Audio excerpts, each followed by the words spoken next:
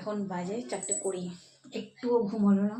তো এবারে মা বাপি স্নান সব শুরু হয়েছে, আর আমি একটুখানি আসলাম এখানে একটু ফল কাটতে। বুঝতে হয় তো এই যে এখান দিয়ে তো এই যে একটু আম আর লিচু ছাড়িয়ে নিলাম, সবাই মিলে খাবো।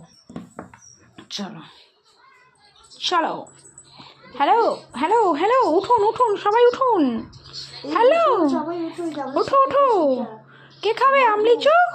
আবার তো চোখ লাছাড়ায়। তো চলো, আমি প্রচণ্ড আমটা ভালো লাগে, লিচু একদম ভালো লাগে না, আমার একদম ভালো লাগে না লিচু খাইতে, কেমন একটু গন্ধ লাগে লিচুতে, আমার ভালো লাগে না। তো চলো সবাই মিলে, আগের দিনকে আম লিচু কিনতে গিয়েই তো এই যে আম লিচু কিনতে গিয়েই পায়ের এই অবস্থা করে রেখে এসেছি, আপাতত এইভাবেই চলছি, বুঝতে পারলে? তো চলো সবাই মিলে একটু আম লিচু খেয়ে নিই। আমি লিচুটা খাবো না, আমি আমটা খাবো, খাই সবাই মিলে।